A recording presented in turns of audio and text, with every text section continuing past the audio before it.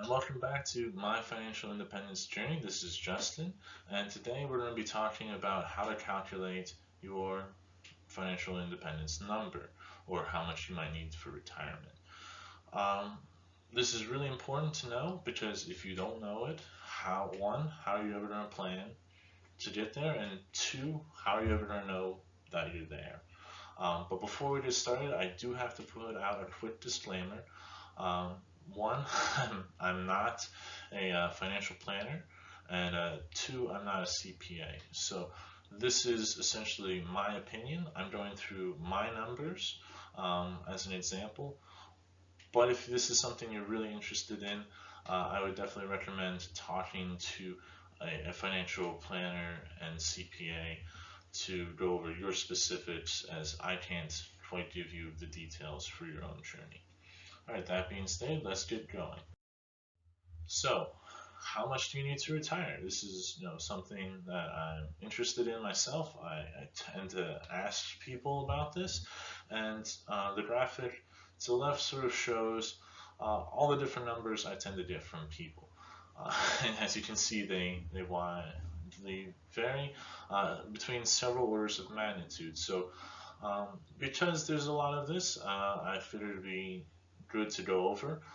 So I have a simple three-step process to calculate your FI, or financial independence number.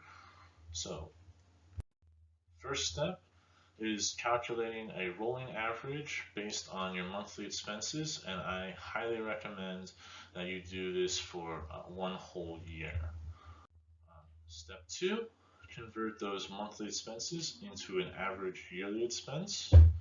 And step three, convert the yearly expenses into a nest egg based on a safe perpetual withdrawal rate. And if you don't know what a safe perpetual withdrawal rate is, don't worry. I'll get into that a little bit later when it comes up.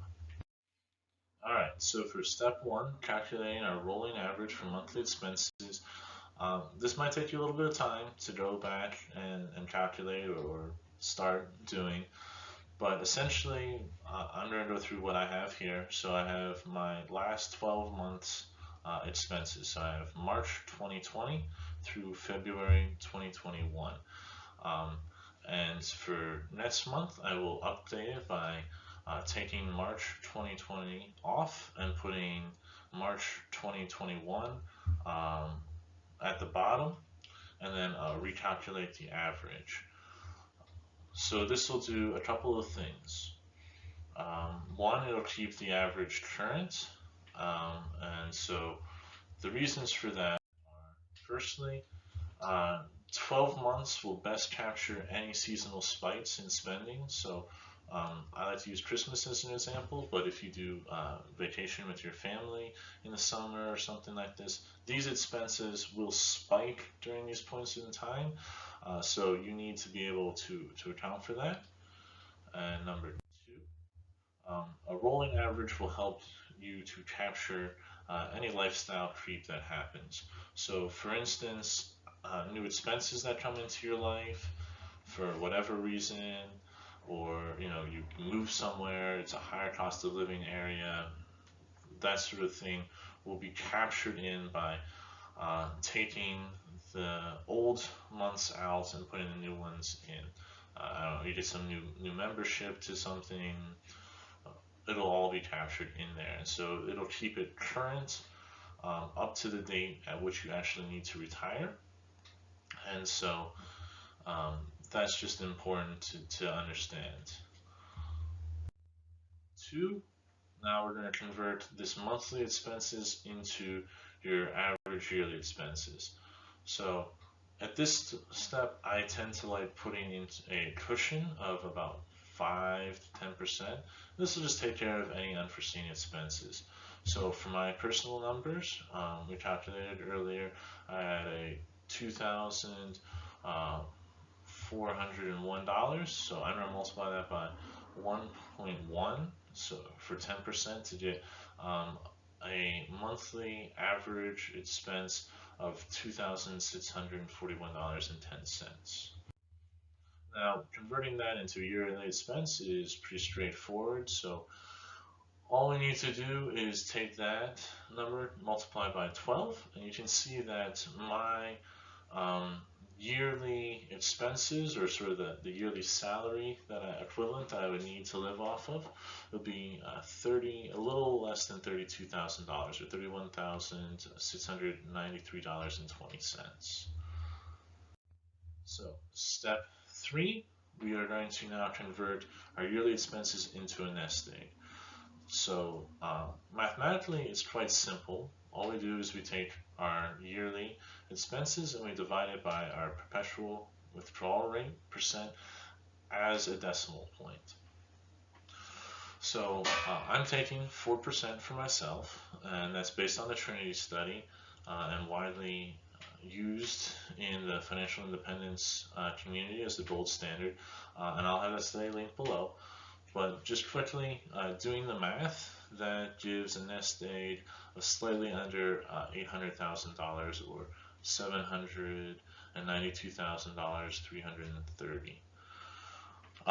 So again, I say I would go into the perpetual withdrawal rate quickly, and so it's the rate at which you withdraw from your nest egg, never eating into that nest egg. So you could live off of that money forever. And so this will take care of, if you want to retire, let's say 40, and you live 90 years, then you would never have to worry for the rest of that 50 years about running out of money from that withdrawal rate. Quickly going into why it is 4% instead of something closer to 7 or 8%, because that's what the stock market returns in general. If you look at the average, is because very simply we're accounting for inflation. So if you look at inflation in the US, historically it's averaged about 3.2%. Now, you might not think 3% is all that much, but if you compound 3% for something like 24 years, that means you'll actually double that amount. So after 24 years, my roughly a little under $32,000 yearly expense would be about $64,000, and if I didn't take that into account going in, then I would very quickly run out of money. So that's why we use the 4%. So we take our 4% out, we leave hopefully that additional grown 3% in there to take into account for inflation, so we have an inflation adjusted buying power of that $32,000 going on perpetually. Alright, so next I want to go into what the differences in your nest eggs would be for different percentages. So you might say, Justin, 4%, too conservative, or it's not conservative enough. I've heard many of these arguments, and that's fine if that's how you feel looking at the data, then go for it. I just wanted to show quickly how that would translate into different nest egg amounts. So changing to a 5% withdrawal rate, I would go down to a little over $600,000 for a nest egg. Or if I was like, nah, I think that the stock market has returned very highly in the last several decades, and we're due for a slowdown, and I think 3% would be better, then I would have to go up to like over $1 million. So you can see that just even that difference from 3 to 5% is a difference in nest egg of $400,000. So I would not begrudge you from being like, okay, that might be a little bit too much for me. I feel safe with 5%. But again, that's on you, on how you also decide to invest it. That 4% rule from the Trinity study is based on a blend of stocks and bonds. So if you decide to invest in something that you feel has higher potential rates of return, then that could work for you. But this is what I'm saying based on the evidence presented. But yeah, if you are interested in that, it is down below, linked in the description. I highly recommend looking at it, at least going through the tables. It's very informative. Because you can see that if you decide to go the higher percent rate for like 5 or even 6%, that if you don't adjust for inflation, they have very high success rates going 30 years or so. But if you start to adjust for inflation, 5%, looking at the historical data, adjusted for inflation, starts to only have a success rate of, I think it's 64% at the 30-year mark. So much lower than the 4% having a 96% success rate at that point. So and success rate meaning that you don't run out of money. Okay, so let's go into some of the numbers brought up earlier, because these are numbers people talked about, so I just wanted to talk about them with you guys. So how practical are they? And yeah, so $100,000 is something that's brought up sometimes. And yeah, if you take 4% of that, then you'd basically be able to live on $4,000 a year. In the US, I just don't see this being very practical. At least not on its own. You won't be able to live off of just that amount of money. But this is brought up by I think about two different groups of people.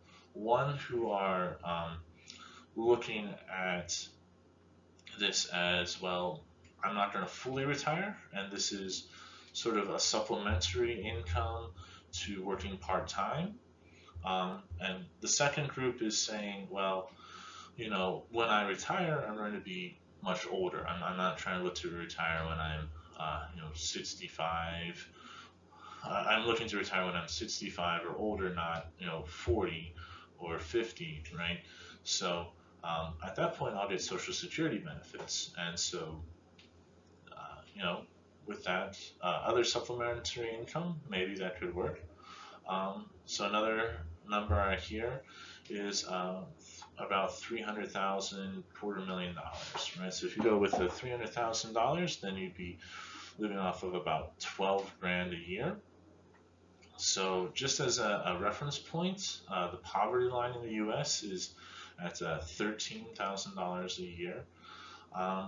So I feel like for the average person in the U.S., this isn't all that practical, but it is practical for two groups of people, so I don't want to discount them. So the first group is the what's known as the happy poor or minimalist group, which is like, all right, I have this amount of money as a nest egg to live off of, but I also have a bought and paid for house, and I'm living in a low cost of living area. Which, if that's the case and that's the lifestyle that you're happy to live, then go for it. That can work for you. I just don't see the average person living like that. Second group of people is the people who say, why live in the US? And that is a good point. You don't have to live in the US. I've read a book about a gentleman who went and lived in Southeast Asia on $250,000, and he was very happy about it. He went through his entire lifestyle, and he was living quite well for himself. So if you want to go and live abroad, that's in a much lower cost of living country, then that's also a possibility. Just look into researching the details for that. I also read an article by somebody who followed this gentleman's advice, and it did not work out as well for him, and that's mostly because he didn't do the research into the area. So he decided to retire there without, one, ever visiting first, and two, really looking into the cultural differences. And when he did so, it was a huge mismatch. He ended up moving back to the States, and so if that is what you want to do, I would highly recommend at least visiting the area on an extended sort of vacation first to make sure that it is a good match for you. So now going on to $1 million. This was, always what I heard growing up. If you're $1 million, you don't really have to worry about money anymore. And so, $1 million times 4% is 40K. So yeah, based on my expenses, yeah, $1 million would still suit me quite well. I would be able to live quite happily with that, and I feel like a lot of average Americans would as well. As you look, I decided to calculate what would be the median income for an individual and an average income for an individual. So it's important to notice that these are individuals and not families, as that brings those numbers up a bit. So the median income of a little under $36,000, you need about 90K, or not 90K, 900K to get to there. And if you want the average income roughly of $62,000, you need about $1.5 million to get there. So, all right, these are now we're starting to hit the ballpark of where the average person could probably live off of this money quite happily. Um, so now we're going to get into some of the larger amounts of money. So, $3 million. I hear this from two groups of people.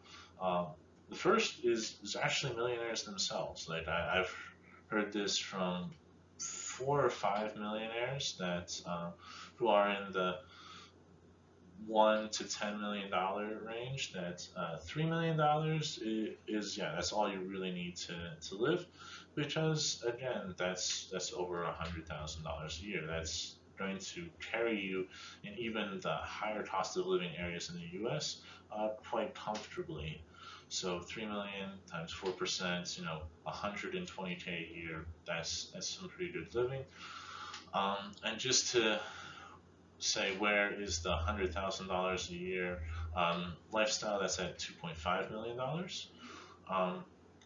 $10 million is something I hear, and I think it's more common these days than when I was younger, because people just have this feeling of inflation, and it has happened. So $10 million tends to be from the group of people who maybe in my childhood would have said $1 million.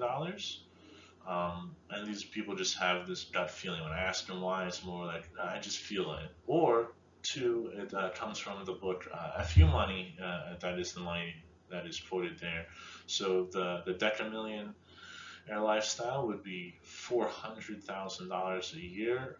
Currently, to me, that is just an insane amount of money to live off of a year. I don't know how I would live off of it, but yeah, at that point, you would be living very well. And then the last amount of money that I sometimes hear is $100 million, and that is if you really want to just live the baller lifestyle, because 4% of $100 million is $4 million a year. And if you're looking to split that up monthly, you would be spending over $300,000 a month on that lifestyle. So, yeah, that's more starting to be the realm of the rich and famous. So, lastly, I want to get into taxes.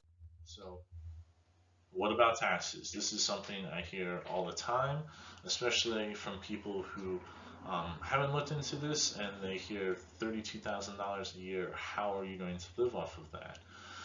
And the thing that people don't understand is that there's a huge difference between earned income from a W-2 and long-term capital gains taxes. So most people who tend to retire have built this nest egg up over a long period of time. Um, Most people over 20 years, even people who do it fairly quickly, tend to do so not within a year, at least 5 years or so, but if you're really speeding. So looking at the 2020 capital gains tax rates, federally first, and then we'll look at the state.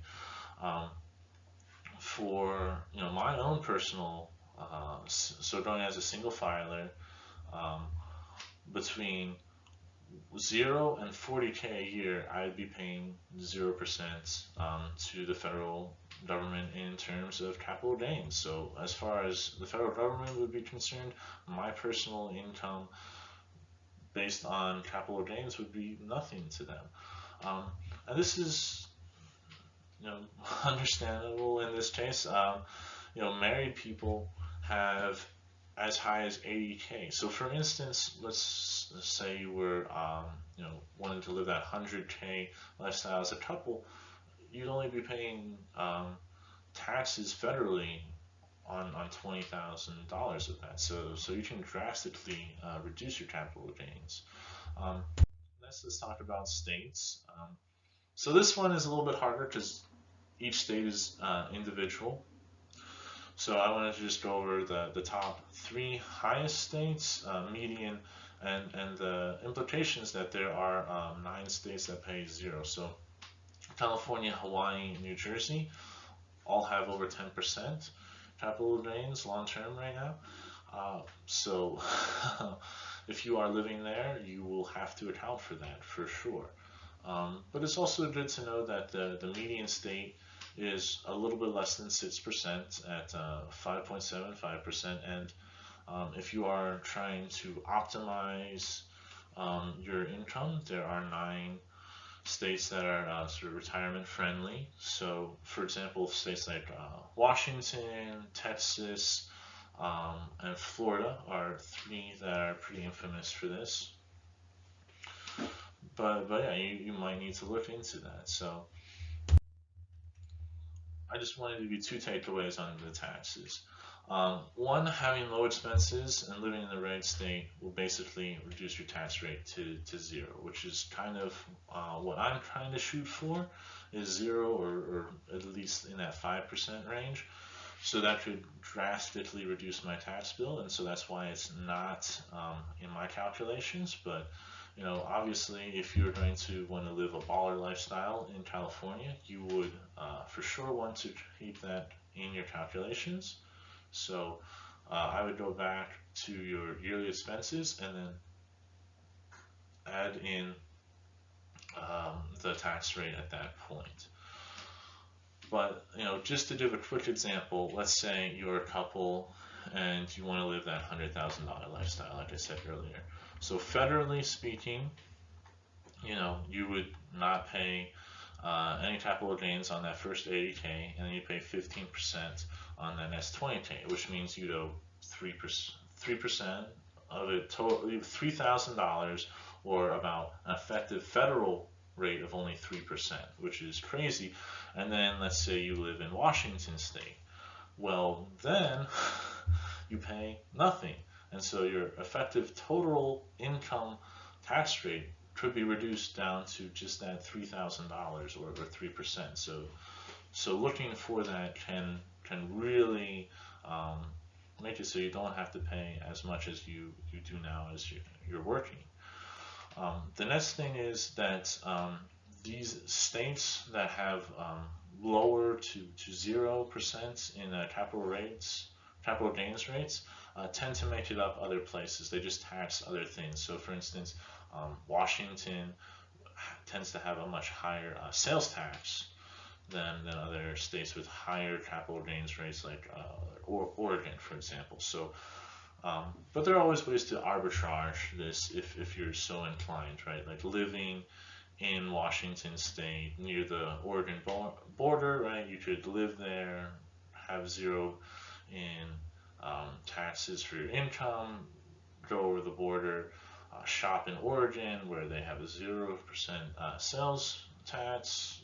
There are many different sorts of strategies that you could plan for, and obviously, where you want to live, how you want to live is all so individual that I can't advise anybody on anything, and also I'm not qualified. So this is something that you're going to want to look into yourself.